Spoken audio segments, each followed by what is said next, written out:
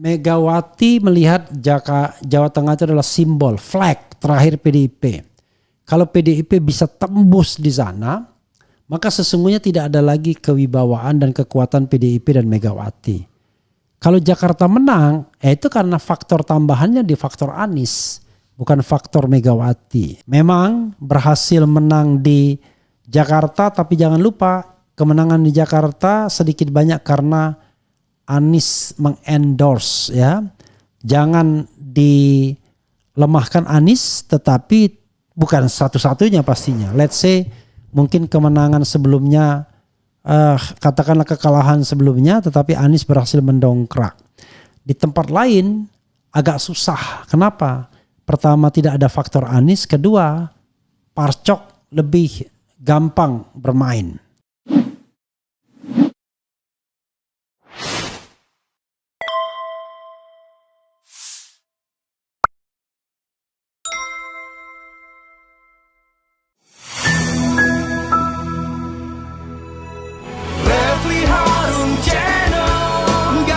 Basa-basi nggak sekedar kritik sana sini. Refli Harun Channel, kritis tapi tidak apatis, oposisi tapi kasih solusi. Refli Harun Channel, selalu terdepan dalam ulasan, berita nggak asal-asalan. Refli Harun Channel, setiap masalah diulas cerdas, ini channel memang keren cerdas. Subscribe, like, comment, and share.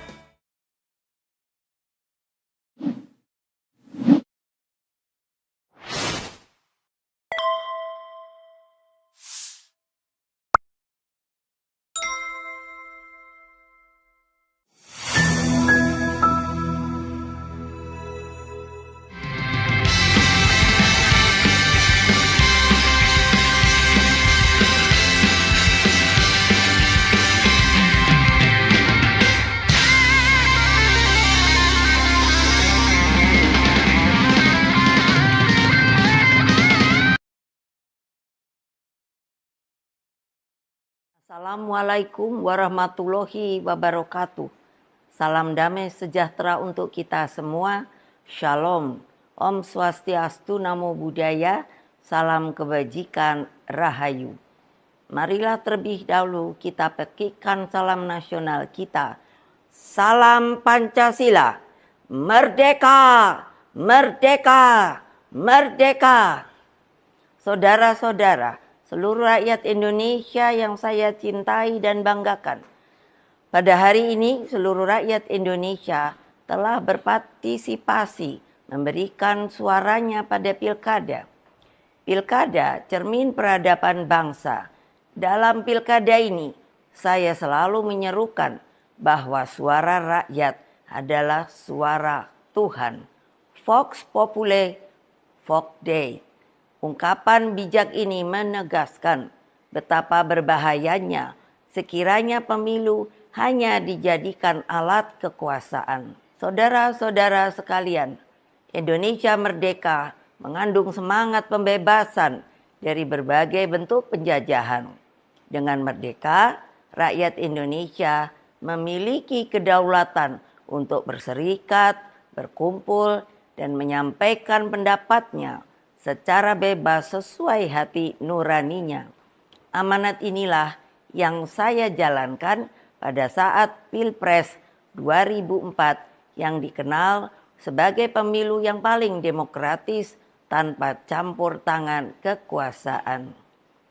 Pada tahun 2004, selaku Presiden Republik Indonesia, saya menyelenggarakan pemilu secara langsung yang pertama. Dalam pemilu itu rakyat sungguh berdaulat. Lalu, mengapa kedaulatan rakyat itu kini dimanipulasi hanya karena kekuasaan? Saya sangat khawatir bahwa hal ini akan terus berjalan di kemudian hari. Oleh karena itu, saya bertanya, di manakah sebenarnya hak dan keadilan dan kedaulatan seluruh rakyat Indonesia yang saya cintai? Saudara-saudara sekalian, demokrasi kini terancam mati akibat kekuatan yang menghalalkan segala cara. Kekuatan ini mampu menggunakan sumber daya dan alat-alat negara. Hal ini nampak di beberapa wilayah yang saya amati terus-menerus seperti Banten, Jawa Tengah, Jawa Timur, Sumatera Utara, hingga Sulawesi Utara dan berbagai provinsi lainnya. Di Jawa Tengah misalnya, saya mendapatkan laporan betapa masifnya penggunaan pejabat kepala daerah hingga mutasi aparatur kepolisian demi tujuan politik elektoral. Ini tidak boleh dibiarkan lagi, mengingat Mahkamah Konstitusi telah mengambil keputusan penting bahwa aparatur negara yang tidak netral bisa dipidanakan. Saudara-saudara sekalian, saya mengenal Jawa Tengah dengan baik. Saya terpilih sebagai anggota DPR RI 3 kali. Jawa Tengah bukan hanya kandang banteng, namun menjadi tempat persemaian gagasan nasionalisme dan patriotisme. Saya melihat energi pergerakan rakyat, simpatisan, dan kader yang militan, dan seharusnya tidak akan terkalahkan jika pilkada dilakukan secara fair, jujur, dan berkeadilan. Namun, dalam situasi ketika segala sesuatu bisa dimobilisasi oleh kekuasaan, maka yang terjadi adalah pembungkaman. Apa yang terjadi saat ini sudah di luar batas-batas kepatutan etika, moral, dan hati nurani. Karena itulah kepada seluruh simpatisan, anggota, dan kader Partai Demokrasi Indonesia Perjuangan serta seluruh rakyat Indonesia, saya serukan terus-menerus, jangan pernah takut untuk menyuarakan kebenaran. PDI Perjuangan tidak akan pernah lelah berjuang bagi keadilan dan melawan berbagai bentuk intimidasi kekuasaan. Ingat bahwa pilkada seharusnya mencerminkan peningkatan peradaban. Etika, moral, hati nurani harus jelas tergambarkan. Saudara-saudara sekalian, terus jaga semangat perjuangan. Kita tidak pernah menyerah. Kita terus melakukan perlawanan secara terukur dalam koridor hukum.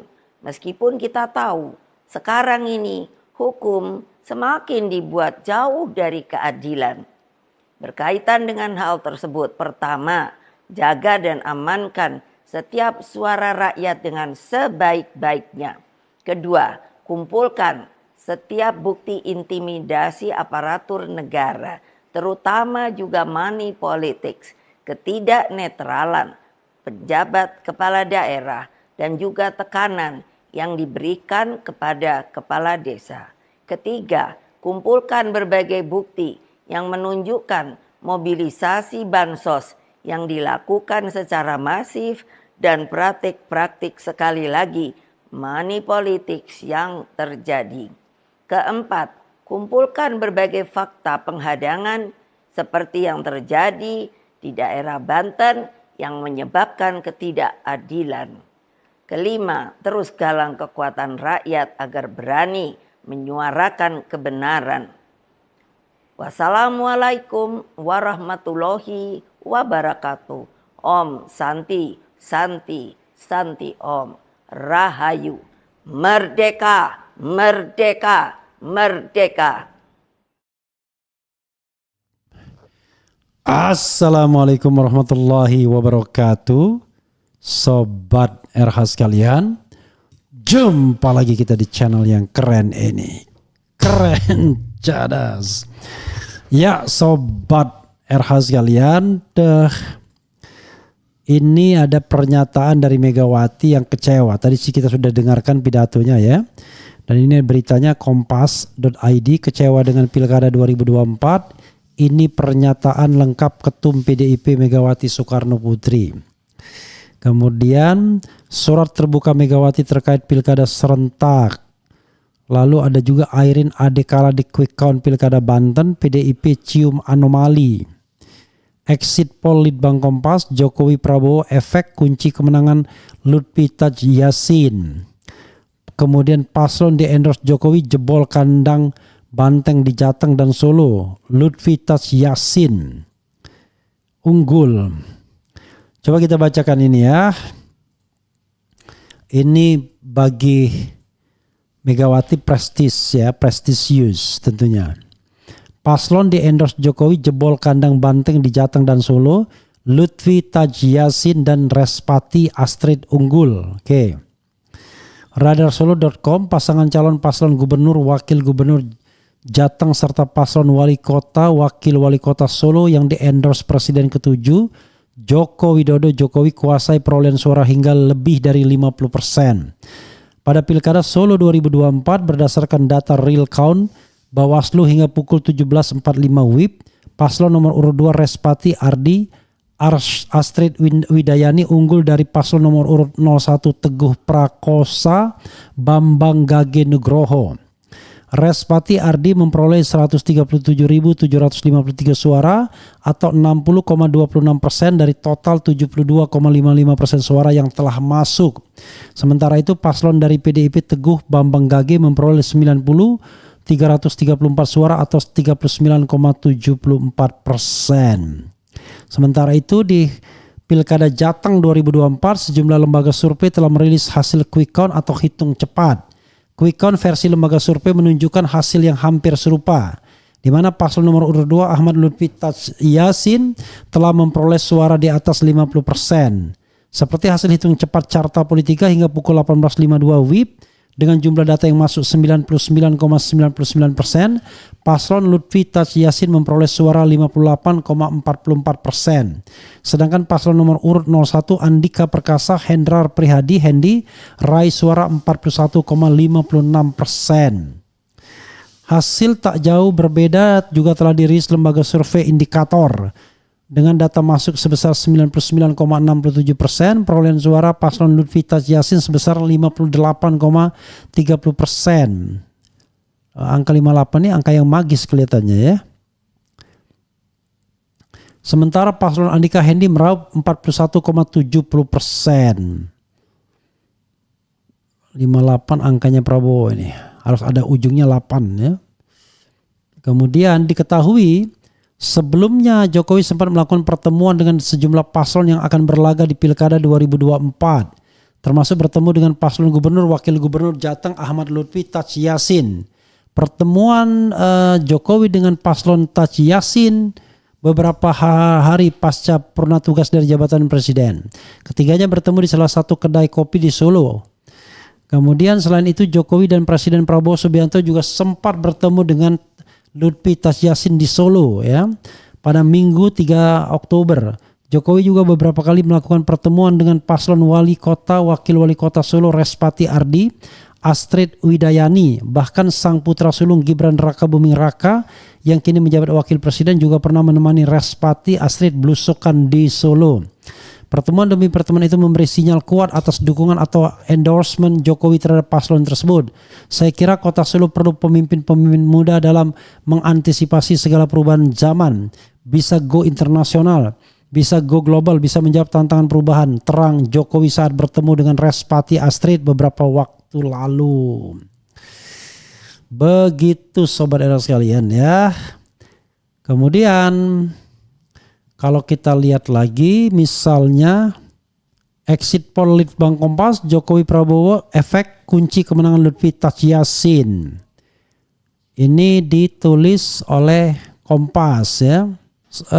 Jakarta Kompas, pasangan calon gubernur Jawa Tengah nomor urut 2 Ahmad Lutfi Taj Yassin Maimun diprediksi menang dalam pemilihan kepala daerah atau Pilkada Jawa Tengah 2024. Dukungan Presiden ke-7 RI Joko Widodo dan Presiden Prabowo Subianto di menit-menit akhir berpengaruh signifikan terhadap perolehan suara Lutfi Taj Yassin.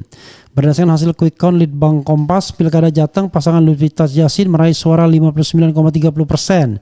Sementara rivalnya Andika Perkasa Hendrar Prihadi 40,70%. Hasil itu dari jumlah sampel masuk 99% hingga pukul 18.04. Padahal jika dibandingkan dengan hasil survei terakhir yang digelar Litbang Kompas pada Oktober 2024, elektabilitas Lutfi Tatsyasin dan Andika Hendrar masih bersaing ketat. Andika Hendrar 28,8% dan Lutfi Tatsyasin 28,1%. Selisih di antara keduanya tidak sampai 1%, namun jumlah responden yang belum menentukan pilihan masih cukup besar, sekitar 40%. Peneliti Litbang Kompas Vincentius Gitiarko saat ditemui di Menara Kompas mengatakan survei Litbang Kompas itu selesai digelar pada 19 Oktober sehingga belum memotret manuver Presiden Jokowi yang belakangan intens ikut berkampanye bersama Lutfi Yassin. Begitu pula dengan dukungan Presiden Prabowo Subianto kepada Lutfi Yassin di menit-menit akhir. Artinya dari waktu hasil survei terakhir kami selama 3 minggu itu manuver itu berjalan dengan sangat kencang dan terkonfirmasi dari hasil exit poll. Memang pengaruh dua tokoh Prabowo plus Jokowi itu memang menjadi alasan kenapa orang geser pilihannya cenderung ke Lutfi, kata Gitiarko. Hasil exit poll Litbang Kompas menunjukkan pengaruh Jokowi dan Prabowo masih sangat kuat di Jateng. Menurut Gitiarko, khusus Jokowi pengaruhnya masih kuat karena tingkat kepuasan masyarakat terhadap Jokowi selama 10 tahun menjabat sebagai presiden sangat tinggi. Karena itu siapapun kandidat yang didukung oleh Jokowi seakan mendapatkan durian runtuh. Jadi dari hasil exit poll, suara yang mempertimbangkan dukungan Jokowi dan juga mempertimbangkan Prabowo itu sekitar 6 dari 10 orang geser ke Lutfi, tutur Gitiarko. Hal ini sejalan dengan hasil survei Litbang Kompas pada Oktober 2024. Keberadaan faktor Jokowi tampak signifikan turut memengaruhi pilihan para pemilih Jateng. Tidak kurang dari 43,9% pemilih menyatakan mempertimbangkan pilihan calon gubernur yang didukung oleh Jokowi. Setelah Jokowi, faktor Presiden Prabowo juga tak kalah signifikan, yaitu 41,2%. Diikuti Ganjar Pranowo 34,7% dan Ketua Umum PDI Perjuangan Soekarno Putri 26,5%. Ya, sahabat era sekalian,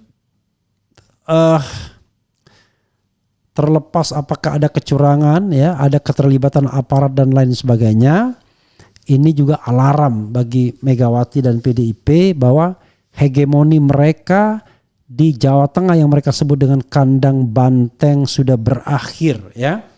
Jadi mudah-mudahan dengan hasil ini PDIP berbenah dan tetap menjadi oposisi agar dia mengetahui bahwa sekarang ada lawan barunya, yaitu Mulyono dan Prabowo yang betul-betul mengendorse satu calon dan kemudian memiliki signifikansi 42 dan 41%. Tinggi sekali dibandingkan dengan Megawati yang cuma 26% pengaruhnya, ya. Begitu sobat era sekalian, ya. Coba kita bacakan sedikit, ya, komentar sobat era sekalian. Lagi menyimak Bang. Setidaknya kalau kalah nggak bikin gaduh, ganggu orang kerja saja tiap hari kok demo. Bung, kemarin di Pilpres ada orang yang bilang 1 putaran aja biar hemat uang negara. Sekarang pilkada mau 2 putaran, artinya bagus ya, uang kita sekarang banyak. Semua sumber bermula dari ibu sendiri, jelas kecewa. Ya, diakali Mulyono and the gang. Kalau menang kayak di Jakarta nggak dibilang Bu. Oke, jadi sebenarnya gini. Megawati melihat Jawa Tengah itu adalah simbol, flag terakhir PDIP. Kalau PDIP bisa tembus di sana, maka sesungguhnya tidak ada lagi kewibawaan dan kekuatan PDIP dan Megawati. Kalau Jakarta menang, itu karena faktor tambahannya di faktor Anies, bukan faktor Megawati, ya. Kemudian di kandang banteng Jateng calonnya kalah, di Pulau Jawa 4-1 tambah Sumut juga calonnya kalah, ya. Suryadi itu masalah sebenarnya aparatur. Muak lihat Mak Banteng yang dulu menjadikan Jokowi sebagai Tuhan. Laporkan aja kalau ada penyelewengan. Oke. Kemudian banyak sudah yang gak suka sama kamu. Oke. Kalah menang kalau gak culas oke saja, ya. Bung, kenapa ya pilkada di daerah di luar Jakarta di saat debat ancur-ancuran tapi di hari H menang telak? Ya, you can imagine, ya sobat era sekalian, bagaimana Anda bisa mengontrol wilayah yang begitu luas kalau seandainya aparat terlibat. Itu soalnya. Dan untuk hal-hal tertentu seperti Jawa Tengah, ya, semuanya merasa at all cost harus dimenangkan. PDIP menang karena ini adalah kandang banteng. Sementara Mulyono menang karena itu adalah kandang dia. Rumah dia Jawa Tengah itu. Apalagi kalau benar percakapan untuk menjadikan Kaisang wakil dengan menarik Taj Yassin sebagai seorang menteri, itu luar biasa ya. Kita akan saksikan bagaimana hari-hari terakhir ini Sobat Era sekalian, bagaimana hasilnya ya. Apakah Refli Harun akan terlibat juga dalam sengketa-sengketa pilkada, nanti kita akan nantikan ya. Saya ambil toga lagi dan kemudian kita perjuangkan hal-hal yang benar ya. Hal-hal yang tidak benar ya nggak usah kita perjuangkan. Begitu Sobat Era sekalian ya. Apa bisa digantikan Kaisang jadi gubernur Jawa Tengah? Ya bisa saja. Kalau dua-duanya kemudian berhalangan tetap, lalu dimajukan Kaisang, kemudian disetujui oleh DPRD, ya selesailah. Tapi itu kalau seandainya berjalan mulus. Minimal wakil gubernur dulu ya. Ya Sobat Era sekalian, itu kekecewaan ya. Memang berhasil menang di Jakarta, tapi jangan lupa kemenangan di Jakarta sedikit banyak karena Anies mengendorse ya. Jangan dilemahkan Anies, tetapi bukan satu-satunya pastinya. Let's say mungkin kemenangan sebelumnya, katakanlah kekalahan sebelumnya, tetapi Anies berhasil mendongkrak. Di tempat lain agak susah. Kenapa? Pertama tidak ada faktor Anies, kedua Parcok lebih gampang bermain dibandingkan di Jakarta. State aparatus lebih gampang dimainkan. Pertanyaannya adalah apakah kita lebih baik ya dibandingkan sebelumnya? Why? I don't know exactly ya. Oke Sobat Era sekalian, ini pilkada dari Jawa Tengah ya. Memang mutlak kemenangannya antara 58 sampai 59% menurut data quick count. Itu saja Sobat Era sekalian. Wassalamualaikum warahmatullahi wabarakatuh. Keren cadas.